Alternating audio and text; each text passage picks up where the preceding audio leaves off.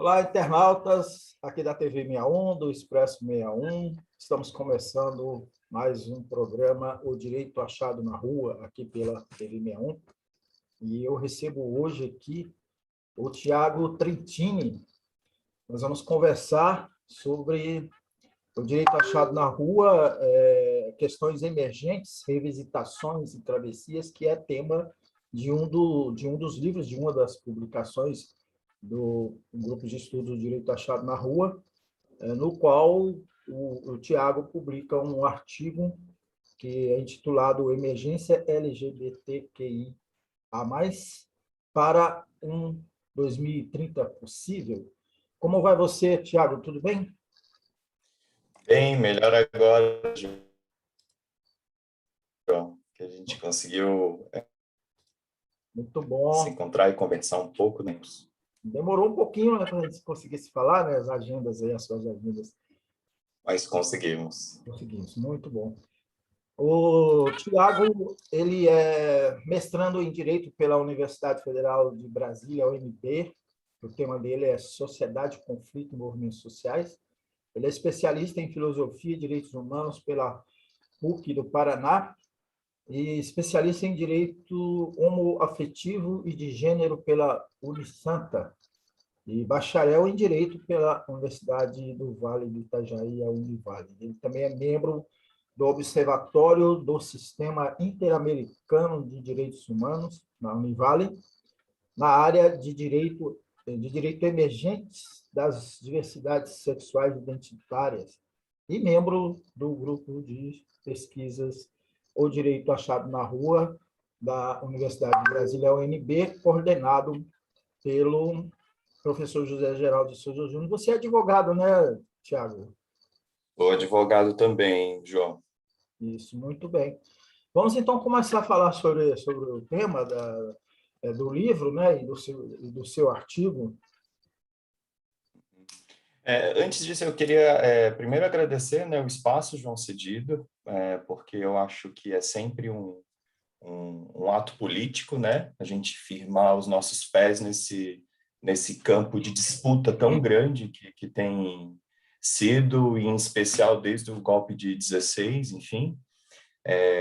E agradecer também ao grupo, né, de pesquisa, o Direito Achado na Rua, pela confiança de sempre, né, pela responsabilidade que é tratar dessas temáticas, né, da temática LGBTQIA+, dentro dessa grande e tradicional escola que é o Direito Achado na Rua, né? Muito bem.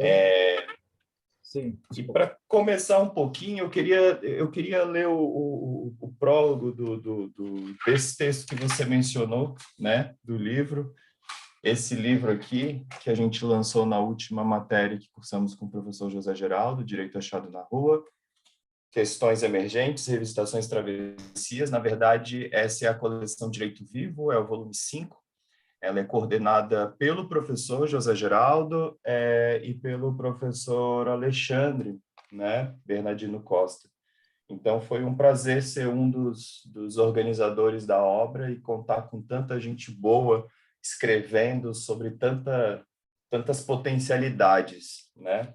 Enfim, prólogo é mais ou menos assim.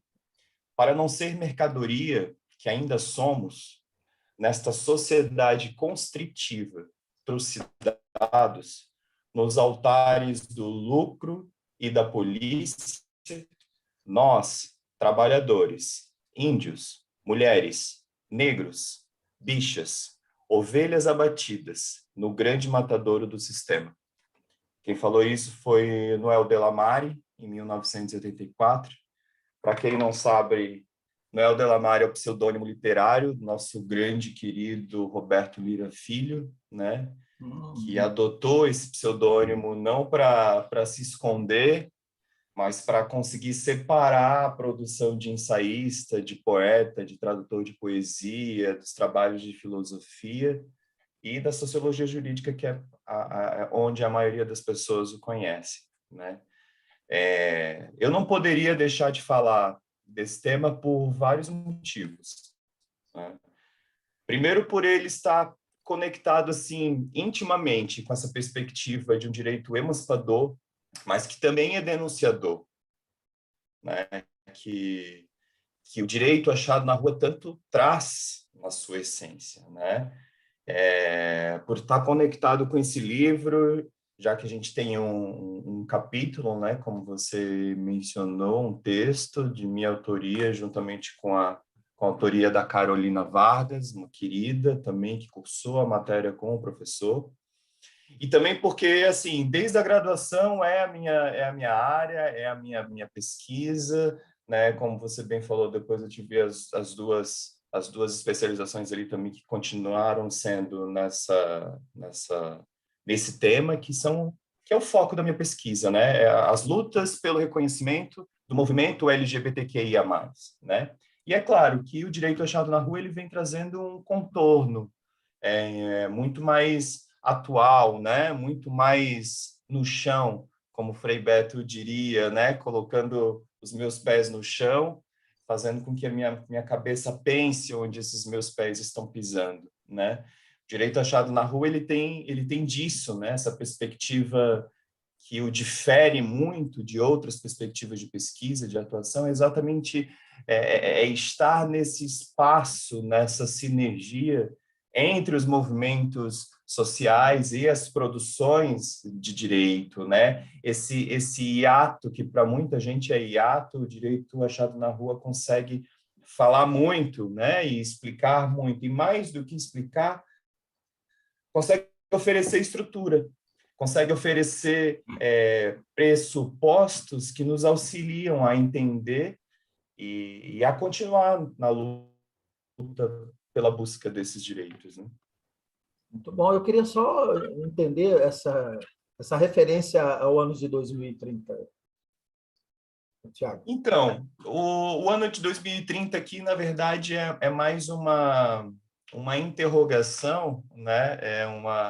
É um chamado de atenção para a Agenda Sustentável de 2030, Ah, né? sim, tá. Nós, como nosso Brasil signatário, enfim, nós fazemos parte desse acordo, né? Dessa promessa de um 2030 sustentável, mas o texto ele vem falar um pouco sobre isso, assim, essa população ela não foi citada em nenhum momento na criação desses 17 objetivos, né?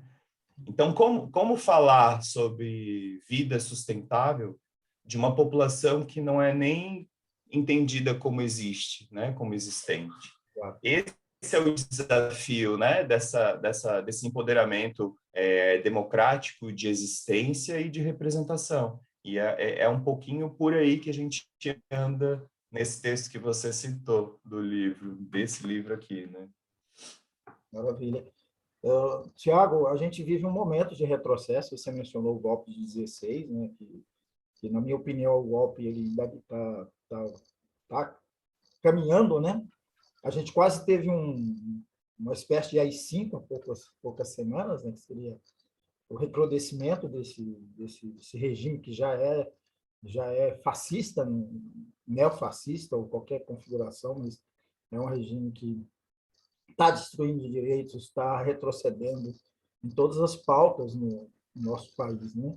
E um desses retrocessos é justamente a questão do respeito LGBTQI+, que reflete aí na violência, né? Na violência física, na eliminação física das pessoas, mas também na sua convivência no dia a dia, né?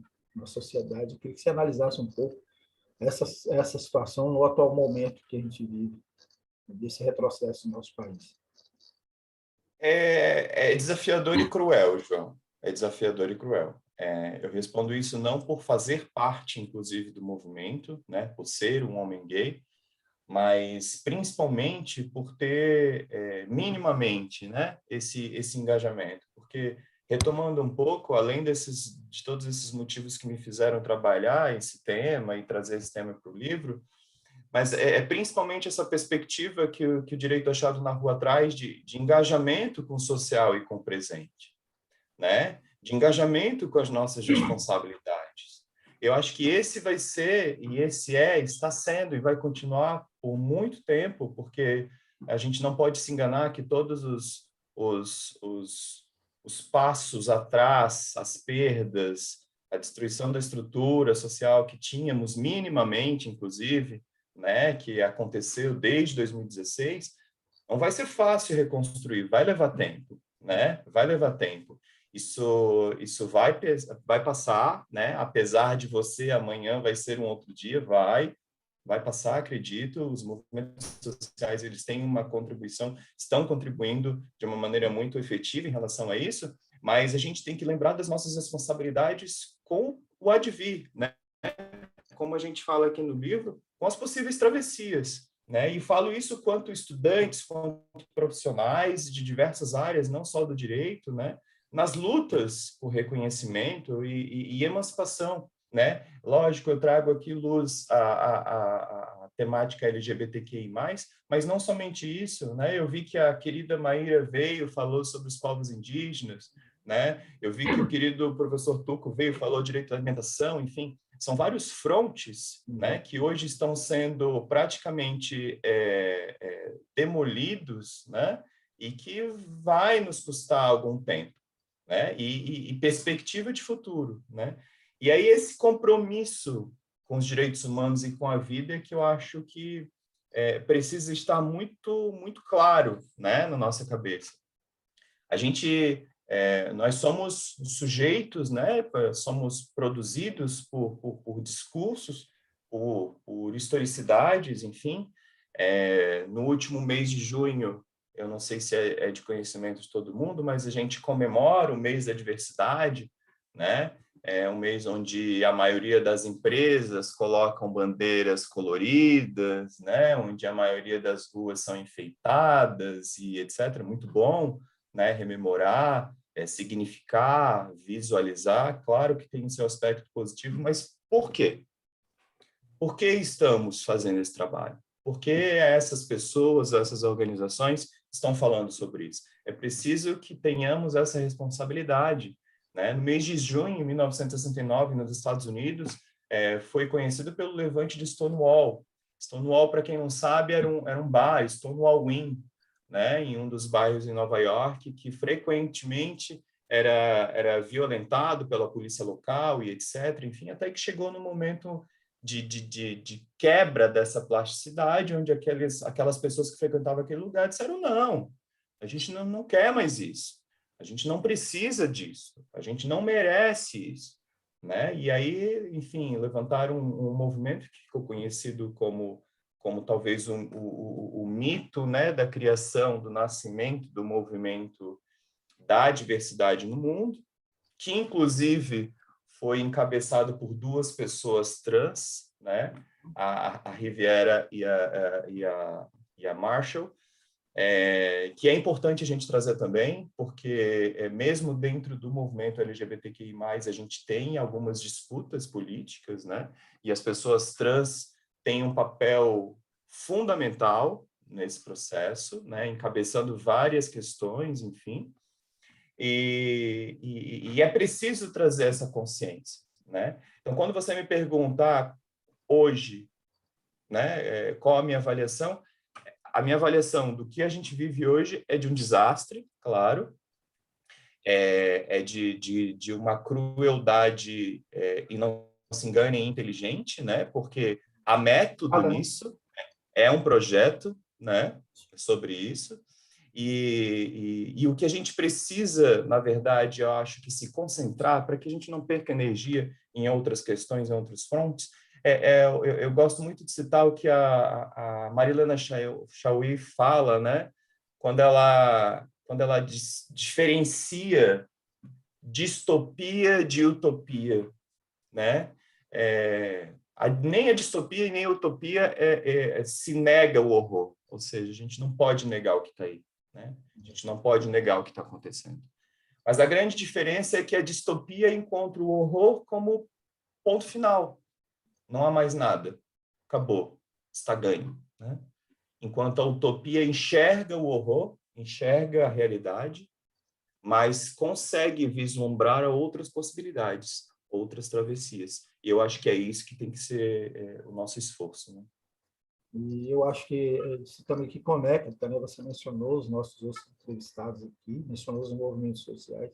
Eu acho que isso aqui conecta todas essas lutas, né? Que no fim, né? Eu gosto de mencionar isso, né? Porque no fim a grande polarização é entre a civilização e a barbárie, né, Tiago? Sim, exatamente. Nesse ano de 2021, a gente comemora, assim, isso de forma muito simplificada, né, João? A gente sabe que quando a gente analisa a história, existiram outros levantes, outros movimentos, mas, assim, de uma forma mais, de um conceito sociológico, a gente comemora 43 anos do movimento LGBT brasileiro em 2021, né? É preciso considerar esse movimento como uma ação coletiva, né? Como o Direito Achado na Rua traz essa construção desse sujeito coletivo, né? Historia um pouco, Então, também, você falou lá do Levante, de Nova York, né? Lá no bar que era frequentado, né, pela comunidade, mas historia um pouco como que se estabeleceu essa data aí de 43 anos, qual foi o marco dessa data? então, 43 anos, na verdade, é um marco aqui do nosso movimento brasileiro, né? Eu No gosto Brasil, muito que eu de estou trazer pedindo. isso. Exato. Eu gosto muito de trazer isso porque a maioria das pessoas fica com esse marco, né, de Stonewall, que é muito importante, claro que faz parte, mas eu procuro sempre trazer assim para a nossa realidade. Então, assim, em 1978, a gente teve o movimento LGBT, talvez o mais conhecido, que foi o movimento MHB, né, o movimento homossexual brasileiro, que logo depois ia surgir o Somos, que seria o grupo de afirmação homossexual, né, naquele mesmo ano. Eles conseguiram começar a publicar o jornal mensal o Lampião da Esquina, que ficou famoso, né, que é considerado a primeira publicação nacional claramente engajada na luta pelo reconhecimento dessa população, né, ou da diversidade na época. E de lá para cá, logicamente, surgiram várias outras organizações extremamente importantes para nós até hoje, a exemplo do GGB, do Grupo Gay da Bahia, que talvez seja o grupo mais antigo ainda em funcionamento hoje no nosso Brasil, né? A gente tem a BGLT, a gente tem a ANTRA, que é tão fortemente, né, ativa na defesa dos direitos, na busca dos direitos das pessoas trans, né, e das travestis, enfim. Foram vários grupos de iniciativa desde 78. Então, 78 por conta do nascimento, do aparecimento desses primeiros, né? Do MHB e do Somos. Então, por isso, 43 anos agora em 2021. Bom referenciar isso, né? Você já mencionou lá no início um pouquinho sobre a sua inserção dentro a própria publicação, a própria participação sua na publicação, né, especificamente nessa publicação, mas fala um pouquinho mais sobre a questão LGBT, que é mais dentro do direito achado na rua. Desculpa. Então, João, o direito achado na rua, ele se encaixa, assim, né, como uma luva, né? Como eu me referi antes, assim, o direito achado na rua, ele principalmente, não somente, né, mas principalmente ele tem esse foco de atuação nesse espaço que parece um hiato para outras linhas de pesquisas ou para outras pessoas, entre o movimento social, né, e essa formação, essa construção de direito, essa afirmação e reafirmação de direitos, né? Então, assim, se tratando da população LGBTQIA+, isso é extremamente medular. Por quê? Porque a maioria desses sujeitos e dessas sujeitas, elas simplesmente não existem para o nosso ordenamento. A gente está tendo aí agora notícias, em Santa Catarina, faz 3 meses, conseguiram uma decisão, uma magistrada teve que escrever 53 laudas, né, com um esforço homérico, né, em outras ocasiões seria um despacho de 2 ou 3 linhas, mas nesse caso ela teve que escrever 53 laudas para dar o direito de uma pessoa a não ter que se definir entre os sexos, entre aspas, que é como a característica, né, o conceito da lei busca, entre os sexos masculino e feminino. Eu trago esse exemplo, assim como outros exemplos, porque o direito achado na rua, ele vai falar e ele vai dar estrutura exatamente para isso. Como assim? Como essas pessoas elas precisam ser encaixotadas naquilo que foi preconizado? Quem veio primeiro, né? Quem devemos mais? A dinâmica do humano, do ser humano, ou seja, a produção da rua, da sua vivência, né? Da sua coletividade, ou aquilo que está, como o professor José Geraldo gosta muito, e eu gosto muito desse pensamento, daquilo que está nos almoxarifados do legislativo, né? Que são leis, textos mortos, né? O direito achado na rua ele vem exatamente para empoderar esses grupos e esses movimentos sociais e mostrar para nós que essa produção ela nunca parou e ela nunca vai parar e que há legitimidade nisso e não há problema algum porque essas pessoas também existem, né? A gente precisa lembrar de uma coisa, né, João, que talvez eu deveria ter falado já no início. Nós somos o país que mais mata e violenta pessoas LGBTQI no mundo. Se você pegar todos os países onde ser homossexual ainda é crime penalizado com a morte, somar todos esses países num ano, a gente ainda violenta e mata mais do que todos eles. Ou seja, de forma velada, aqui também é crime punido com a morte, ser gay, ser lésbica, ser trans, ser queer, ser intersex, enfim. E isso não sou eu que estou falando, isso não é nem uma organização brasileira que está falando, já que a gente tem essa característica de racismo nacionalista muito, né, apregoado na nossa construção de cidadão. Quem está falando isso é uma organização mundial chamada TGEU, que é uma organização europeia, que desde 2008 faz esse levantamento. E desde 2008 a gente encabeça essa lista. A gente nunca conseguiu sair desse primeiro lugar. Para se ter uma ideia, né, segundo o IBGE de 2020, a expectativa de vida do brasileiro é de 76,6 anos de idade. A expectativa de uma pessoa trans é de 35 anos. Isso representa simplesmente a expectativa de vida que a gente tinha na era medieval, no medievo. Isso precisa significar alguma coisa, né? Segundo a ANTRA, inclusive, no relatório de 2020, que foi o último que eu consegui dar uma analisada mais aprofundada, organizado pela querida Bruna Benevides, pela querida Sayonara Nogueira, que fazem um trabalho também incrível, né? O ano de 2020 já estava 43,5% acima da média de assassinatos dessas pessoas em números absolutos. Ou seja, o ano de 2020 a gente teve um aumento de 201% dessas violências. Isso precisa significar alguma coisa, né? E o direito achado na rua, ele entra, né? Ele traz essa capacidade de, primeiro, de conscientização, segundo, de criação desses sujeitos coletivos, de encontro, né? De encontro nas ruas, né? Para quem não conhece, né? Essa é uma metáfora que o grande professor Roberto Lira Filho trouxe, né? E traz de uma frase de Marx e Engels que fala que melhor do que ficar olhando para a lua é observar o que acontece no meio da rua, né? Esse meio da rua, essa rua são todos os espaços políticos possíveis, produtores, criadores, né? Pensativos de direito. Então, o direito achado na rua ele traz essa estrutura para que esses movimentos, para que essas pessoas realmente tomem corpo frente a todo esse desastre que a gente está vendo, né? Exato. Você mencionou em 2020, não tem como desassociar com esse momento político que a gente vive, né? Desse retrocesso que a gente falou um pouco mais atrás. Mas, Tiago, nosso tempo aqui está, dentro do que a gente delimitou de espaço, está chegando ao fim, mas eu gostaria de que você fizesse suas considerações finais. Fique à vontade. Ótimo.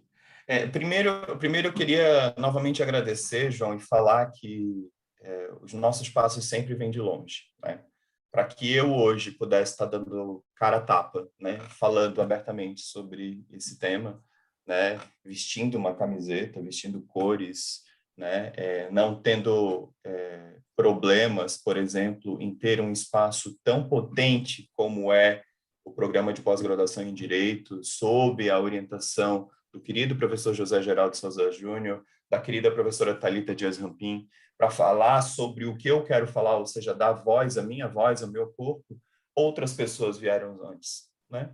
Outras pessoas perderam suas vidas antes. Outras pessoas não puderam falar. Então, eu gosto sempre de deixar isso muito registrado, que a minha voz não é só minha. A minha voz é de outras pessoas que vieram antes também. É claro que hoje eu tenho alguns privilégios, talvez por ser branco, talvez por ter um nível de passabilidade, de ser cis, né? Ou seja, de estar mais próximo desse padrão que a sociedade hoje considera como aceitável, inteligível, mas mesmo assim, falar sobre isso é sempre um desafio. Então, aqui é o primeiro agradecimento e o primeiro registro.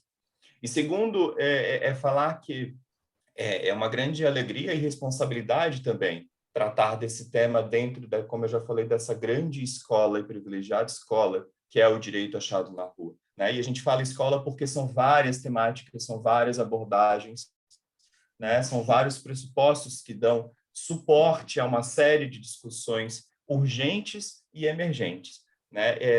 Os pressupostos de direito achado na rua, eles auxiliam na visibilidade e na ação desse movimento. É o que a gente fala da teoria praxis, né?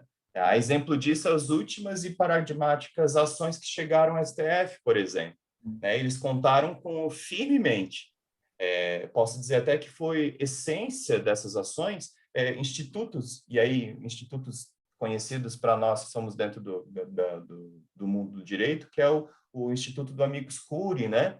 Que exige, na admissão da própria ação, essa representatividade toda, né? Essas associações, elas podem só postular ser amigos curiae se realmente elas representarem essas organizações. E o direito achado na rua auxilia muito nisso, né? Ele traz essa possibilidade e essa potência, né? Além de muitas delas terem sido motivadas pelos coletivos que integram o movimento LGBTQIA+, no Brasil, né? Então, assim, sem dúvida que é através dos movimentos sociais, da formação consciente de sujeitos coletivos, que a gente vai ser capaz de fortalecer e corrigir essas fissuras que hoje, né, principalmente em especial a gente vem vivendo depois de 2016, essas fissuras que a gente vem sentindo na pele no Estado Democrático de Direito. E a inclusão, né, perdão, e a consciência disso é uma tecnologia potente de resistência, né? Eu penso que incluir é evitar a violência, é evitar a morte, né? É conscientizar, é criar cada vez mais sujeitos coletivos potentes, conscientes de seus direitos, das suas produções e das suas responsabilidades. Porque muita gente, às vezes, me pergunta, mas como que eu tenho que falar isso? Como que eu tenho que me referir àquilo? Né? Qual é a melhor maneira? A questão é, a gente sempre tem que ter o compromisso humano de querer colocar a mão. Indiferente.